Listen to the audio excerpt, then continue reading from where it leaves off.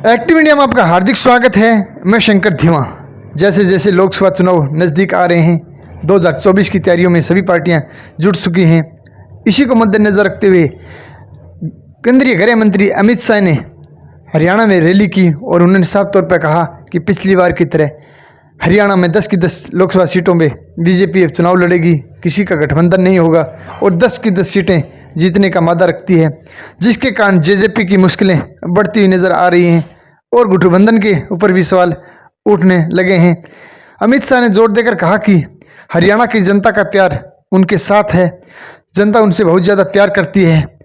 लोकसभा में उन्होंने 10 की 10 हमें सीट दी और विधानसभा में भी उन्होंने काफ़ी अच्छा किया और आने वाले लोकसभा और विधानसभा चुनाव में बीजेपी अपने दम पर चुनाव लड़ेगी और एक बार फिर से हरियाणा और केंद्र में बीजेपी की सरकार बनाएगी, जिसके कारण लोग तरह तरह के कयास लगाए जा रहे हैं कि जेजेपी का क्या होगा, क्या जेजेपी को एक भी सीट नहीं मिलेगी और जेजेपी 2 लोकसभा सीटों पर ज़्यादा ध्यान दे रही है।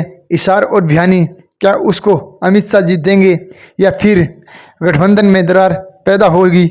लेकिन लोगों का कहना है कि जेजेपी बिना किसी कारण ही बीजेपी के साथ जुड़ी हुई है, उनका किसी तरह का कोई जनाधार है नहीं। जनता के बीच में किसानी मुद्दों को लेकर आई थी और बीजेपी है वो किसानों के हित में नहीं है। खास रिपोर्ट। 7 गांव के प्रोग्राम है और आगामी 2 जुलाई को हमारी जुलाना में रैली है, उसका न्योता और निमंत्रण देने के साथ साथ लोगों की समस्याओं को सुन करके मौके पर उनका समाधान करने का। तो बीजेपी आपकी सहयोगी पार्टी है, तो मंच पर बीजेपी के नेता नहीं दिखाई दे रहे हैं। ये हमारी अपनी राजनीतिक पार्टी का कार्यक्रम, भाजपा का कार्यक्रम नहीं है। हम अपना कार्यक्रम हम अलग से करते हैं, वो अपना अलग से करते हैं। तो रैली है तो ये चुनावी रैली कह सकते हैं इसको जी। लोकसभा के चुनाव है उसकी तैयारियां मिशन 2024 शुरू हो चुका है। तो भी अभी आपने बताया कि दुष्यंत चौटाला जी मिले थे अमित शाह से, क्या बातचीत हुई?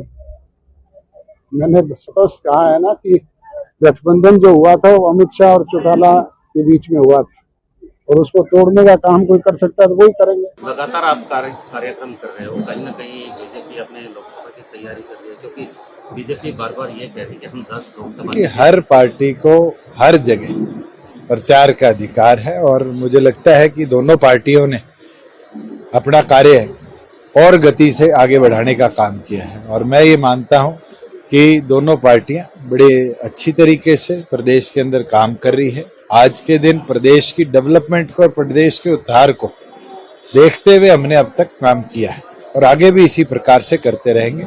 जहां डेवलपमेंट वर्क्स की बात है, चाहे वो दादरी के हो चाहे किसी और जिले के हो, सरकार ने 22 के 22 जिलों को बराबरी से, सभी 90 कॉन्स्टिट्यूएंसीज को बराबरी से हमने टेकअप किया है और आज उसका नतीजा आने लगा कि पूरे प्रदेश में डेवलपमेंट वर्क्स गति से आगे बढ़े। ऑलरेडी सरकार ने निर्णय, सीएम साहब ने भी हफ्ते पहले इसकी अनाउंसमेंट कर दिया कि इसको नील किया जाए। सर, लगातार बात ये आ रही थी गठबंधन को लेकर, आप आला नेताओं से भी मिले थे, उस दौरान आपने ये भी कहा था कि हमारा गठबंधन मजबूत है। कहीं ना कहीं लगता है कि आगामी लोकसभा चुनाव जो मुझे लगता है आप लोग नहीं चलने देना चाहते। मैं तो जहां जाता हूं सवाल एक है, आप मुझे बताओ कि सरकार के तौर पे दोनों पार्टियों की वर्किंग में कहीं कोई ईर्ष्या हो, कोई द्वेष हो? आज राजनीतिक तौर पे संगठन को 90 कॉन्स्टिट्यूएंसी में कैसे मजबूत करना है, 10 लोकसभा में कैसे मजबूत करना है, ये भारतीय जनता पार्टी भी कर रही है और जननायक जनता पार्टी भी कर रही है। और मुझे लगता है कि ये इतिहास भी रहा है। अकाली दल हो, उनका बीजेपी के साथ पंजाब में था तो दोनों पार्टियों ने सब जगह प्रचार किया, लास्ट में आकर एमिकेबली एक रिजल्ट निकाला। आगे तो चुनाव डिक्लेयर होने दे, उसके बाद नतीजे। कोई भी पार्टी का जीत का दावा अभी बहुत हवा हवाई है, अभी लोगों के बीच में जाना है। लोकसभा चुनाव बहुत दूर हैं, लोगों का विश्वास जीतना है और लोग आज जो है वो रीजनल पार्टीज़ की ओर बड़ी मजबूती से देख रहे हैं। मैं जहाँ भी घूम रहा हूँ, भिवानी के अंदर तो विशेष तौर पर डॉक्टर अजय सिंह जी के काम को याद कर रहे हैं एज ए एमपी। आजकल के जो एमपीज़ होते हैं वो आपने देखा, बहुत सारे एमपीज़ तो गुमशुदा रहते हैं, अपने क्षेत्र का काम भी नहीं देखते। तो दुष्यंत चौटाला जैसे एमपी रहे या यहाँ पर डॉक्टर अजय सिंह जी एमपी रहे, उस कार्यकाल को लोग याद कर रहे हैं। लोगों के बीच में रहने वाले को ही नायक बनाने का काम करेंगे आने वाले समय में।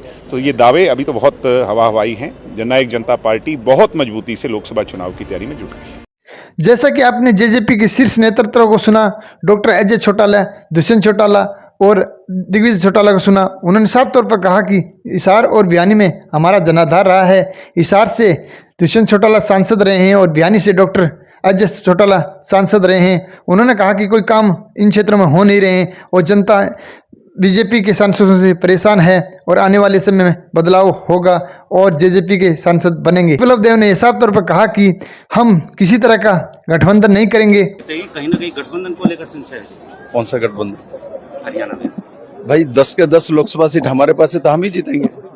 तो विधानसभा की बात की जाए तो क्या भाजपा गठबंधन के साथ जीतेगी? देखिए, विधानसभा जब आएगी तब तय से करेंगे। भाजपा पिछले विधानसभा अकेले लड़े थे और भाजपा जिस गति से पन्ना प्रमुख से लेके संगठन में काम किए जा रहा है और हरियाणा के लोगों का आशीर्वाद है।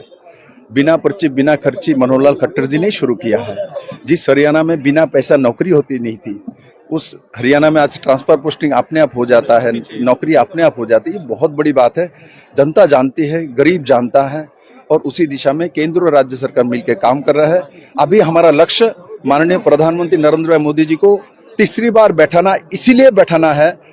मोदी हमारे मजबूरी है, मोदी जी को मजबूरी नहीं है कि मोदी जैसा प्रधानमंत्री हमको चाहिए। ये हर माता, हर बुजुर्ग, हर बच्चे, हर नौजवान जानता है। उसी दिशा में हम सब मिलकर काम ये मान लिया जाए कि भाजपा सभी 10 सीटें चुनाव लड़ेगी। सभी 10 सीटों पर भाजपा चुनाव लड़ेगी। वो तो चुनाव भाजपा ही लड़ता है, तो नया क्या है? वो तो पहले भी लड़ चुका, सभी सांसद हमारा ही है। बीजेपी के शीर्ष नेतृत्व और अमित शाह जी की बातों को सुनकर विप्लव देव भी खुलेआम अपने बयानबाजी करने लगे हैं। उन्होंने साफ तौर पर कह दिया है कि शीर्ष नेतृत्व भी चाहता है कि 10 की 10 लोकसभा सीटों पर बीजेपी लड़े और 10 की 10 लोकसभा सीटें हम जीतेंगे भी। अभी इस बात को सुनकर जेजेपी खेमे में काफ़ी परेशानी है और उनको साफ तौर पर यह नज़र भी आ रहा है, तभी वो उन्होंने मैदान में उतरने का फैसला किया। देखना है कि जेजेपी और बीजेपी का गठबंधन कब तक चल सकता है।